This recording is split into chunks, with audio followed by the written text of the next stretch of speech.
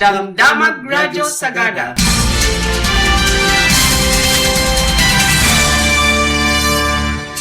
Di Radyo Sagada ket umuna ti tangatang nga mangidanon kadagiti damdamag. Iti 104.7 FM, idanon mi kada kayo ti madama mapaspasamak iti Pagilian, iti Cordillera ken Northern Luzon. Ken banbanag may panggep iti komunidad. Damdamag Radyo Sagada.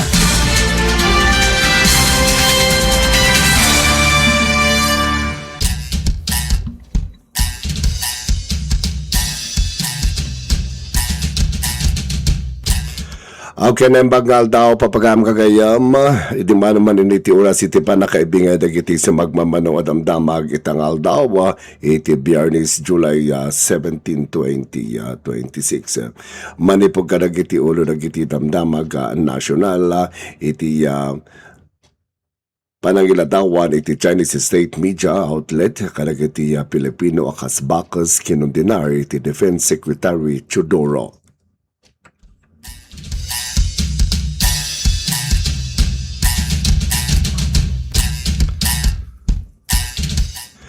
Iti dadto pa may damdamag lokal iti nagdudu mga ahensya ti gobyerno ti Rehiyon Cordillera na bigbig akas Healthy Workplace Champions.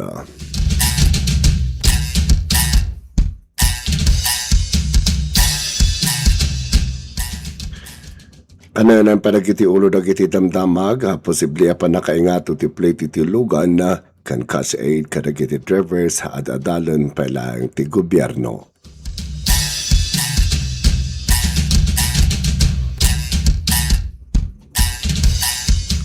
Manipon mo't kadagiti international adamdamag iti agarop 3,000 Filipino seafarers na stranded iti Strait of Hormuz.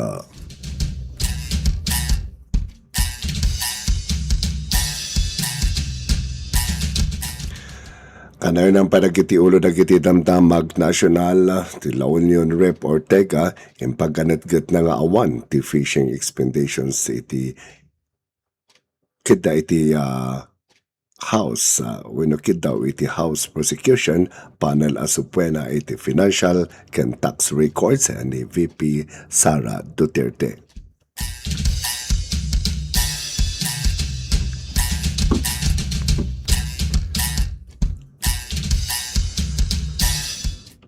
Manamapit kadagiti ulo dagiti damdamag lokal ni Mayor Magalong in lagip na dagiti adal manipod iti 1990 Luzon earthquake pagganat na iti panangtua sa iti disaster preparedness ti syudad ti Baguio.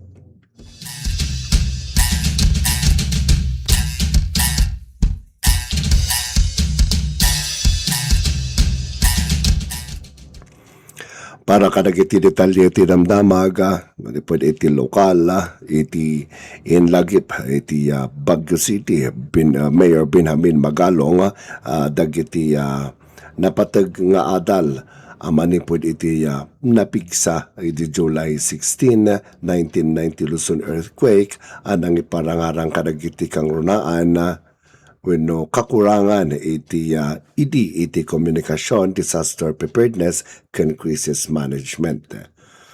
Iti panakaanga iti annual earthquake commemoration iti City Hall Park kinuna ni Mayor Magalong Amaysa kadagiti kadaklan a karit kalpasan iti kinkinadkat iti awan iti naornos a sistema ti komunikasyon. In pakaamo na iti data panawen, may salaang adakkel a cellular phone, akas kadakdakkel ti baterya ti lugan.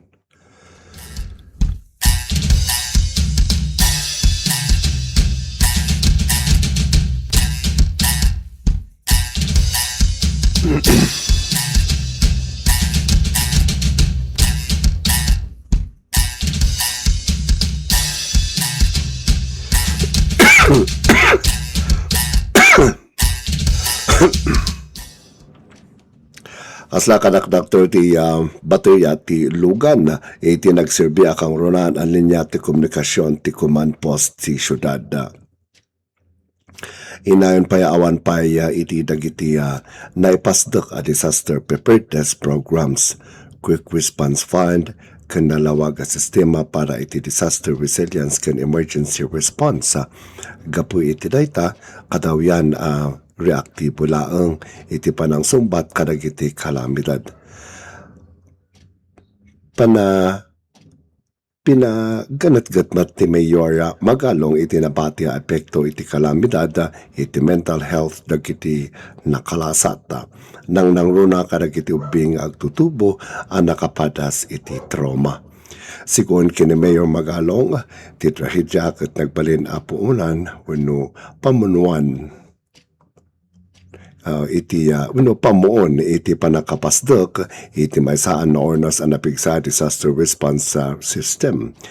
Kay ramanan da iti panakausar iti incident command system ang mga ornos ken mga konekta kadag iti nadumado mga ahensya ti gobyerno nga Armed Forces of the Philippines, local government units ken tumapay a grupo ti panawon ti kalamidad.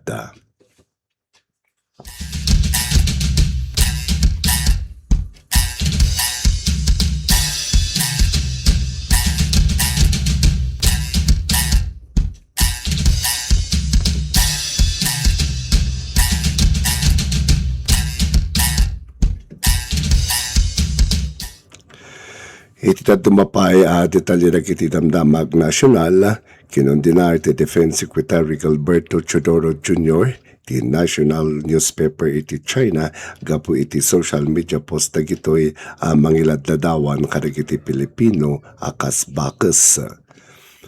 Dati kat mainaig iti arbitral rolling to West Philippine Sea wenno WPS. Sigun kini Chodoro, tinasao a social media post ti Chinese state media outlet kat mangiladawan iti panagkita iti Chinese Communist Party CCP kadag iti Pilipino. Inwar ti China daily iti controversial a post iti Julio Gis, duwang aldaw sakpa iti may kasapulo, may sangapulo nga anibersaryo iti historic ruling ti Permanent Court of Arbitration ng bigbig iti karbangan ti Pilipinas iti Executive Economic Zone wenno EEZ daytoy iti West Philippine Sea WPS. Iti statement nganwar ni Chodoro ti panangiladawan kadag iti Pilipino kas bakes ket may sa akita iti panangtagibasit ken propaganda kontra iti pagilyan. Nakita ti video ti may sa bakes ang nakasuot iti barong Tagalog ken salakot.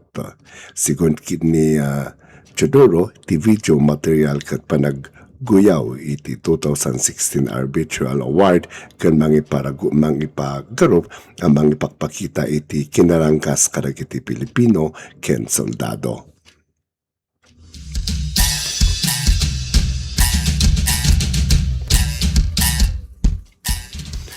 Kanayonan padagiti detalye dagiti damdamag lokal. Binigbig iti Department of Health Cordillera DOH-CAR dagiti nagtuduma nga ahensya ti gobyerno iti Region Cordillera kas nationally certified healthy workplace para iti taon 2025-2026.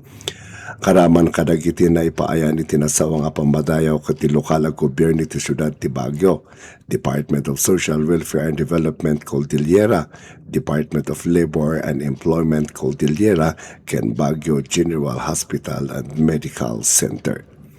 Ti syudad ti Baguio iti kaunan ang local government unit iti Region Cordillera ken iti pagilian a Pilipinas sa nakaawat iti nasao apamadayaw.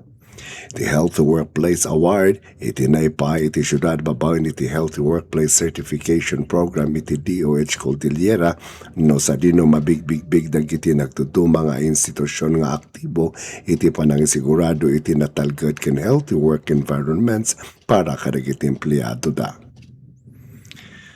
May basar iti National Policy Frame on the Promotion of Healthy Workplace iti sidong iti Joint Administrative Order to number 2023-001 nga in-issue iti Department of Health Service Civil Service Commission ken Department of Labor and Employment. Karamang kadagiti kinitadatap no may May paay tinasawa pamibigbig kat dagiti pito a priority health areas kas iti mental health, healthy diet and physical activity, substance use prevention, occupational safety and health, physically psychological well-being, healthy lifestyle and employee participations in workplace health and safety programs.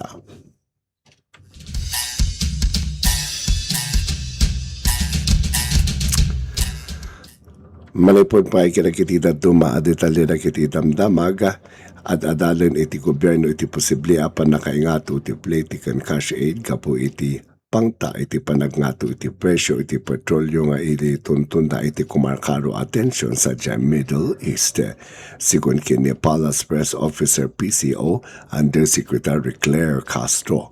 Binili ni President Ferdinand Marcos Jr. the Department of Transportation OTR, Secretary Giovanni Lopez, asukwimatan na iti kasasaad kan mangi rekomendar iti addang mang pabasit iti epekto ti panagnato ti presyo ti lana.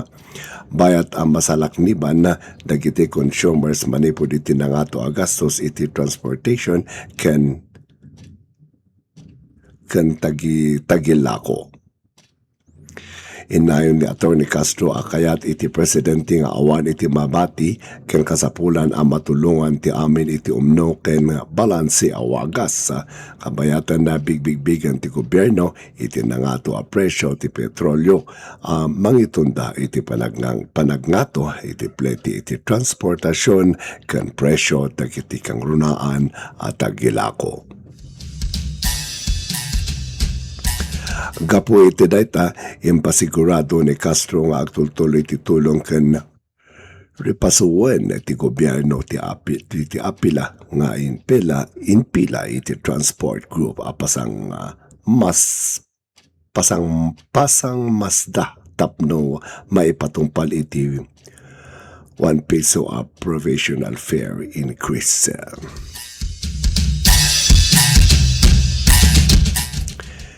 Iti tatumapay detalye ti damdamag international kinumpirmar ni Department of Migrant Workers DMW Secretary Hans Kakdak dumanon iti 3,000 Pilipino ang marino iti agtaltalinawid iti Strait of Hormuz. Iti balit data in paksan ni Kakdasa nga umdas iti supply dakan 24/7 nga imon monitor dagiti license manning agencies ken ship owners dagitoy. Inlawlawag ni Kakdak ang natalgad dagiti marino a Pilipino kung saan saan nakaw tipo. Dumanon mat iti agarupa 3,718 a Pilipino ang marino ti nakaruwa iti Strait of Hormuz. May palagyap ang naipit na iti barko adi malyasat iti Strait of Hormuz kalpasan ti panagraot manen ti Amerika ken ti Iran.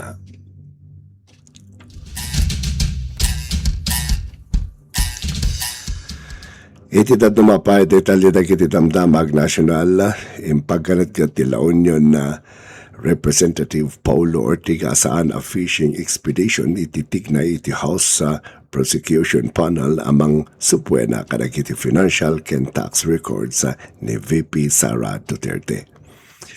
May kontra dito iti aligasyon iti Defense Camp nga ibirbiro kapala ang ti House Panel iti ebidensya babawin iti palawa dahil iti sakop ti Kidaw asupena.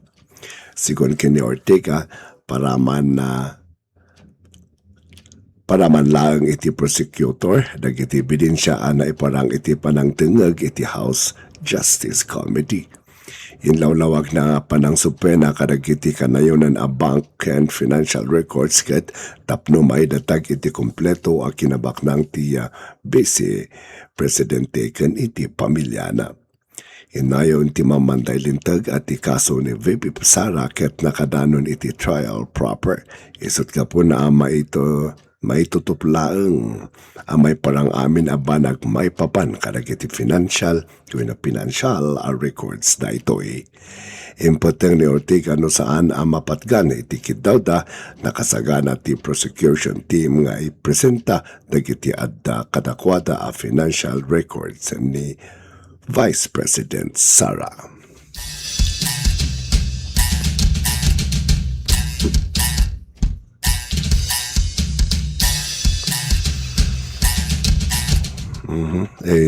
Tinangidanon kadagiti damdamag itang Altao iti Biyernes July 17, 2026 awan sa Bali ani maring yo Arafi Nembag nga agsapa wino Altao kada kayo amin nga awan labas sa